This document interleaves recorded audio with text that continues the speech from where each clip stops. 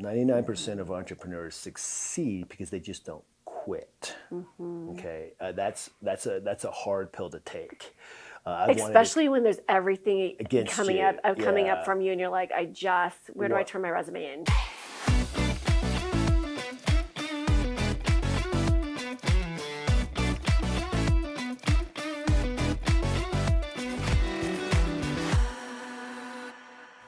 What does hip hop, a world traveler, and an inventor have in common? Well, our guest, John DeYoung, is here to unpack that.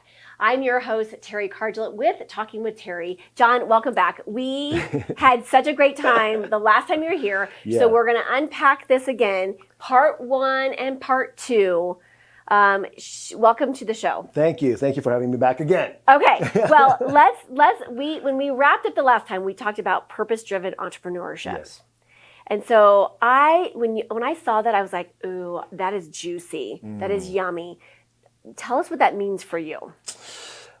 It means a lot. It comes down to this time where my wife and I were in India, and I was walking through the slums, and we have a couple schools there, and the children were coming out. My wife was saying she was walking probably about 20 feet behind me, saying hi to some people. She said, but all these children were coming out saying, John, John, John, and I was holding their hands and walking. And many of the children that we serve are orphans, which we know that I was an orphan as well, a child on the streets. And so later that afternoon, my wife was like, isn't it amazing how your story came full circle and you are serving children? Gosh, I just got chills when you said that. Yeah, just like you.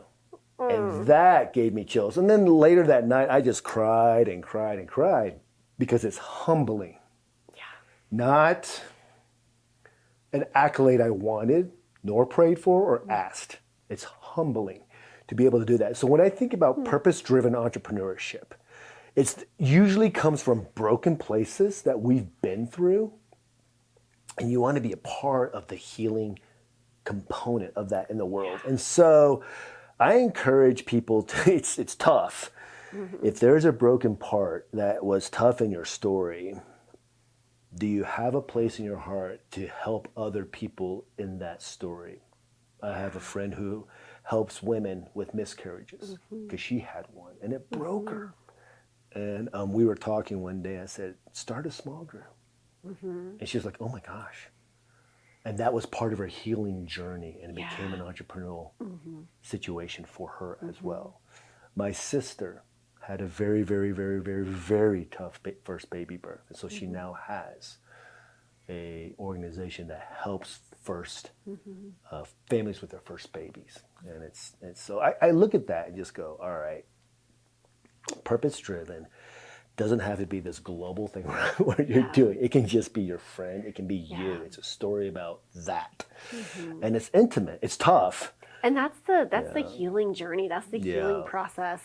I think when we can turn our mess into our message, and whether we're impacting one person, 10 people, 20 people, whatever that is, and eventually it builds momentum. Yes. And I love what you said, turning our mess into a message. That's so powerful. Yeah. So as you have gone on, and I want to just share with everyone, we interviewed John earlier, and just an incredible story. So if you've not heard his story, go check out that first episode and hear his message, because it is just, it's inspiring. Where you came from and what you're doing today. And now you've opened up a company called VivoBlu and having impact on thousands and thousands of children and really transforming the communities. Yes. Yeah, so clean water we discovered through research and, not only research from other organizations, UN or whatever, if you give an impoverished family clean water access to clean water, it puts hundreds of dollars back into their economy because they're not taking the kid to the doctor, they're not paying for medicine, the kid's going to school, and mom's working. So every day mom doesn't work, she loses income. Every day that kid isn't going to school, the family is losing an opportunity to break out of poverty. So when you look at a family generally in the developing world making $60-$70 a month, and 20 of it is going to medical bills and medicine, and then mom isn't working, let's say 5 of those days, $8. That's not a lot for us. That's a latte at Starbucks, but that is 8 days of eating. And so when you can give them clean water, they eat 8 more days. They put $20 into their pocket. That's $240 a year. When their average income is $600, you're putting 30% of income back in the family. Now they're utilizing that money in the market or in the community, so it creates economy. One VivoBlu filter can change that family and that community because that now you get the kid. Huge ripple effect, yeah. Huge. And we don't think about it because you know, you couldn't go to work. You couldn't do this podcast if you had a tummy ache every day. So this economy and what your message would be stopped. And so we as Americans don't have to think about that every day, but you know, an African mom, Indian mom, South American mother has to think about that every single day. Oh my goodness. Well, we're going to take a quick break. We're going to hear from our incredible sponsor, Jeffrey B. Jewelers, and we'll be back with really helping us understand how hip hop, world traveler, and an inventor is changing the world. I'm Jeffrey Bowling, owner and jewelry designer at Jeffrey B. Jewelers, Denver's #1 jewelry design studio. And the reason why we're #1 is because of our 3D custom jewelry design. We can show you what your piece is going to look like way before the end product. And this is going to give you the comfort of knowing you get exactly what you want. He took me over to the computer and we started drawing up exactly what I wanted. And I told my husband, I'm like, Jeffrey B is the person we're going to use. And the other reason is that all of our gold and our diamonds are ethically sourced. So when you're ready to make that proposal, when you're ready for that legacy piece, go to jeffreyb.com and make an appointment. Because when it's love, it's Jeffrey B. Hey, we're back with John DeYoung with VivoBlu, and now let's find out what hip hop, filmmaking, world traveler, and inventor all have in common. You would think that there's not a thread, but there actually is a crazy thread. Let's loop it together. All right. I started dancing when I was 21 years old. Recognized that I was a pretty good hip hop, and I would mix it with my martial arts, and so my style was a little bit different. It was kind of fun and funky and all that. Later in my life, got into filmmaking and producing a lot of short Christian films for promotions or whatever and stuff. And then I got pulled into or called into here at Denver, being a part of the art department at Valor Christian High School, and I was teaching hip hop, dance, ballet, jazz, all that, and then started the film department along the way. I love when people surprise me. Yeah. Thank you for surprising me today. Yeah, no worries. I got a few more, but the director of the art department was like, I could either hire 2 separate people. I know one guy. He was my college roommate. He goes, I know one guy that does both. So came to Valor. That year, I went to India to serve on a short-term mission trip and landed in Calcutta. That's when things started wrecking my heart and transforming my heart toward the global side of things. And then in 2019, and then 2014, me and my wife started the school, and we were teaching dance. You know, I even taught the pastor in India, his son, film. So it was all connected. And in the story of filmmaking and dancing in India, utilizing those gifts to just get kids excited, right? Little children excited. One of my friends in India was like, hey, who would have thought you'd be a good Bollywood producer? Like you actually do film and dance. I was like, that's funny. So we have a film coming up someday in India. But I love it. But then from there, our little school in India, for them to say we need clean water. So the journey is, it's like a little bit of a pinball machine, but it's very purposeful. It was very driven. And had a plan the whole time to do something like VivoBlu. Yeah. So I would love to know from you, like, what advice do you have for others that are on their journey, you know, to discover what their purpose is, but also really just, you know, trusting the process? Because I think sometimes, you know, we might get clues along the way, but we don't necessarily listen to it. Yeah, absolutely. I think if we think about in the context of entrepreneurship, 99% of entrepreneurs succeed because they just don't quit.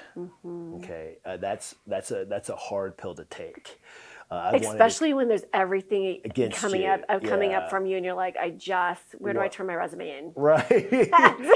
Right. And so my encouragement is the path is difficult, but when you head toward that place of the oasis, it's there. It's there for you. I like what you're saying, trust the process. The other thing I would say is be kind to yourself.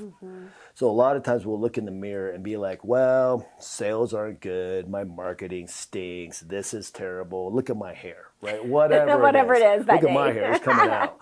So, but when you look at that, be kind to yourself because you yourself are much of the component of your own inspiration, right? And so if you beat yourself up every day, it does make it harder. Now, I just think that I don't want you to lie to yourself, right? And be like, blah, whatever, but be honest and kind. Like as in the sense of like, I do have purpose.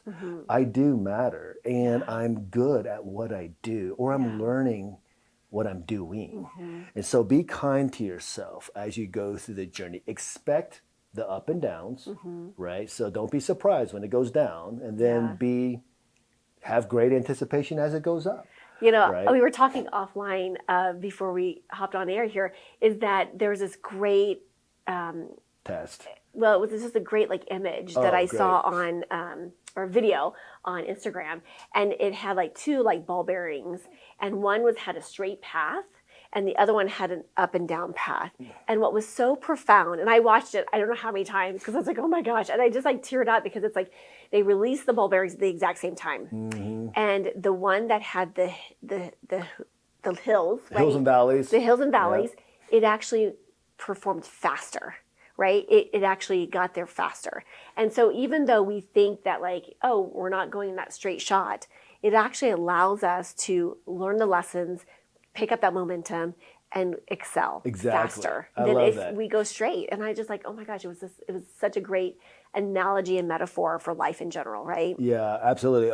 I love that because as you go up and down, you're accelerating and things are happening. And it may not look like it in that moment. It may not even feel like it. Because when you're in the valley, you're like, why am I in this valley? The life sucks, right? But then it's like you come out of it and you're like, oh my gosh. Like, and I always look back and go like, okay, that needed to happen in order for this to happen, and that needed to happen for this.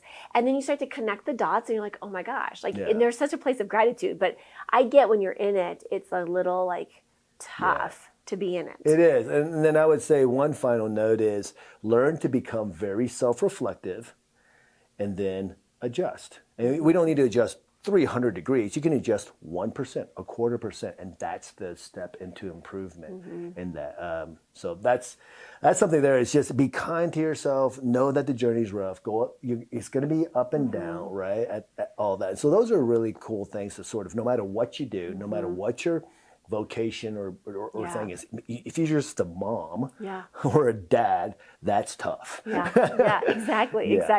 And if you want some tips or tricks on mastering your mindset, make sure that you grab our Master Your Mindset, because that's everything. You know, the way we show up, the way we see things is a game changer. So make sure that you grab a free Master Your Mindset. And all right, final nugget of wisdom for everyone listening today.